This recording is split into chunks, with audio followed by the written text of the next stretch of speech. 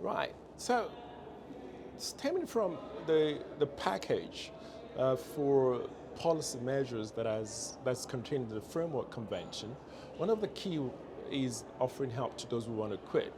And clinicians are better placed to do that. First of all, patients trust clinicians more than anyone else. Secondly, they are more likely to see this patient more repeatedly. And the way you're able to help smokers is when you repeatedly engage with the patient in a very caring way. And that's how patients actually respond. So one of the key measures is to ensure that this becomes accessible to all patients.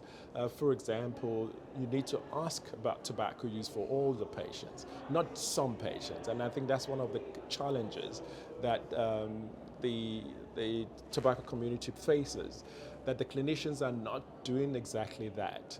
And there is the WHO guideline that's actually provided support, because one of the other challenges is that there are no ready-made clinical guidelines, that evidence-based, that countries can just adopt. So the WHO has recently released a set of clinical guidelines supported by evidence and therefore cannot be challenged by any country. So we believe that one, patient advocates also have a role to play to make sure and advocating that clinicians actually intervene. Because we know that irrespective of the stage of cancer, even in palliative care, stopping tobacco use improves your quality of health. Finally, we need to embrace innovation in tobacco use in order to be able to scale this intervention. Digital innovation such as SMS for Life allows you to reach and reinforce motivation outside the clinical setting, or beyond the intra-treatment setting. We also can reach much more people.